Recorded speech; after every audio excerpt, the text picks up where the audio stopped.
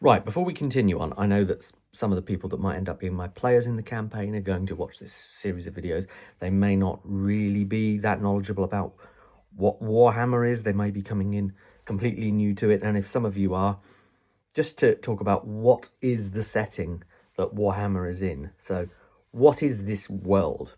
So primarily it's a fantasy world.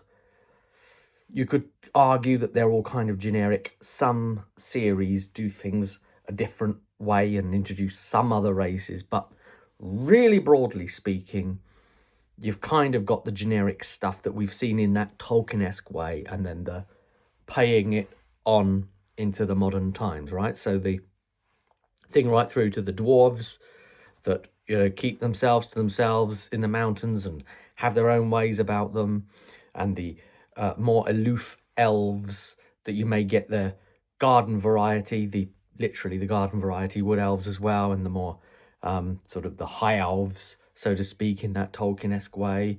And maybe even some evil elves some settings will have, like D&D will have drow, and here you have dark elves in Warhammer.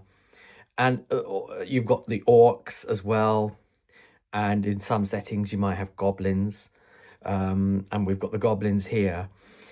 And all of the races tend to agree that humans are the new kids on the block, and that humans are the ones you got to watch for because they may end up making everyone else obsolete.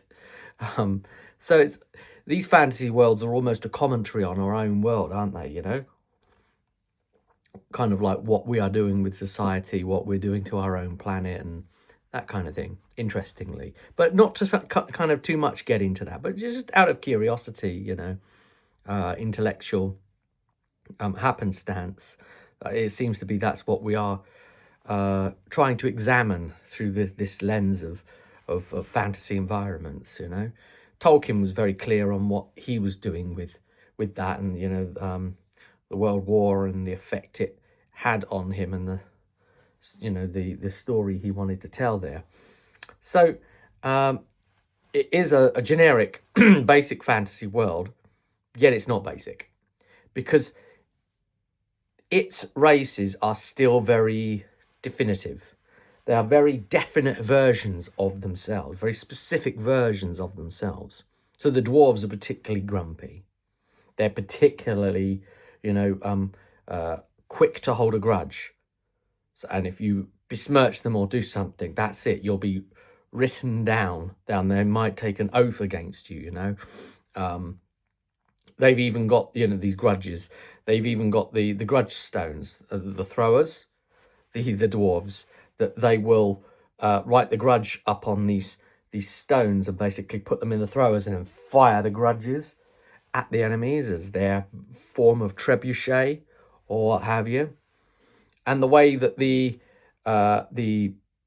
elves work, you know, with the dark elves as well, being like the drow of D&D, but the dark elves are very specifically to the Warhammer world, so that, you know, they have a color palette that's very, you know, purple and black, and then they've got the witch elves and the that's kind of assassination bit, and they come from, you know, their own specific land, like they do in D&D, but not from like the Underdark or whatever. There is no Underdark.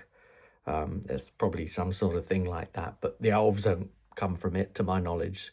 And, you know, they act like corsairs as well. These go across the sea and get up to all kinds of trouble, and everything's very definite. And you really especially see that with the greenskins, for example, the orcs.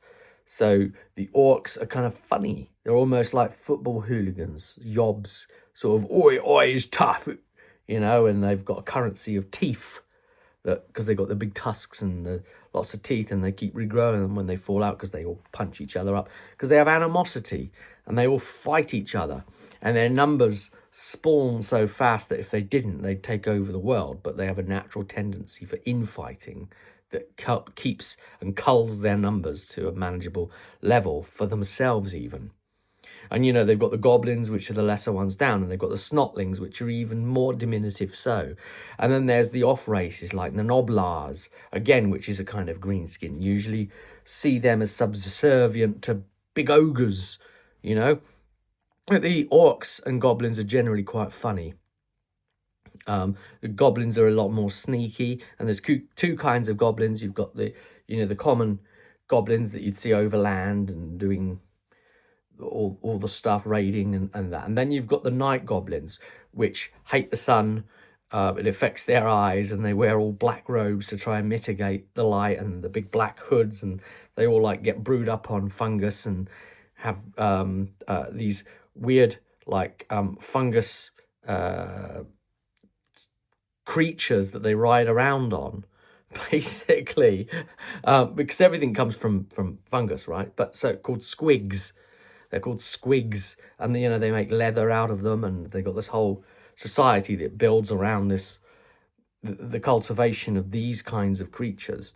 And the snotlings, they're crazy as well in their own way. They go around in these pump wagons that kind of out of control and smash into things and people and themselves. And the whole thing is lunacy, and even their approach to warfare is lunacy. And the undead are very particular, and they actually come in two flavors as well. So in the Warhammer world, you've got the classic vampire counts undead. Effectively, I'm really crudely putting two camps here. You got the vampire counts undead, so that's obviously the big vampires, lords of the different vampire houses, and then they all control undead like mega necromancers, and they have lots of little necromancers working under them, pockets of skeletons and zombies and chargers on horses and ghosts and bats and ghouls and all those things that work with those dudes, right? And then the other type of undead, which is completely different to this kind of undead, the other kind of undead being the Tomb Kings of Nerakara, which is basically Egypt, right? And these Tomb Kings, Egyptian, all skeletons, basically, going around on these bone chariots and bone giant things and Ushabti and scorpion type things and all that whole, swarms of beetles. And so it does everything its own way. It definitely its own world, and there's lots and lots and lots of fluff, as we call it, storyline preceding all of this. So it's very rich and deep setting, and that's quite impressive for what is effectively a miniatures game that's had some story put to it, right? Because all of this is a conceit, really, to try and make the miniatures game happen. Because the miniatures game is just war. You don't turn up at the table and, parlay and then decide not to fight. You go there, you set a battle, you lay out the miniatures, they fight. Okay, somebody wins, somebody loses. There's always a battle when you play Warhammer miniatures, right? So this isn't that. This is where you don't buy any miniatures unless you're the GM and you want to use them as like you would in D&D, put models on your board or whatever. But it's not like a miniatures battle game. You play one character like you do in D&D, right?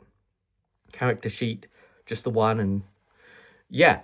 So it's quite good when you look at the fact that it is just primarily a way of encouraging these things to go to war with each other and then giving them a narrative reason for being, So, yeah, it's very rich, and what they've managed to accomplish with that is very good. And there's been some criticism of Games Workshop over the years for their reticence to move the lore forward. That was my personal criticism. All those years of not moving fantasy lore forward at all, hardly. They're scared to do anything with it. Even with Storm of Chaos, right? They should have just killed off Archaon from him losing, but plot armored him and he gets away and... Right, anyway. And then, suddenly there's no movement, there's no movement, and then suddenly, it's the end times, loads of movement and all the movement. I'm not going to get back into the rant again, but I didn't like it. It was very unbalanced. So that's essentially what that is. And the world is kind of a medieval type world with high magic, very high magic system, dragons and demons and mad spells and just all of that, right? But loosely, there's also gunpowder coming in as well, within the world, but not everybody has it. So, you know, like the dwarf armies are a mixture, for example. They've got some good gunpowder units, the Thunderers, and then they've got the people with the crossbows, the Quarrelers, for example, and they might have some other gunpowdery type options, but it's all quite crude still, early days. It's not like we're going to just gun you down with a machine gun, right? You know, it's powder is what we're talking here. So that's the level we're at, but it's in spits and spats here and there, and the Empire might pull some surprise out now and again, you know. Something you might not expect to see on the battlefield. I won't, you know, set any spoilers, even though the miniatures players know what I'm talking about, you know. Yeah, that have like a knock on to modern military, the medieval fantasy version of something like that existing. Yeah, Empire's quite fun like that. Again, the danger of the humans, right? Seeing everybody else off, the new bloods, the new kids, just, yeah. So, and that seems to always be the story, doesn't it? The humans are the trouble.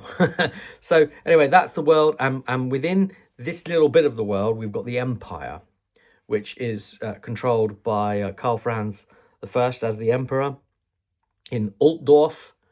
And you might get from the name there that it's very German sounding. So the Empire is a region of the world that is very Germanic, basically, in its style.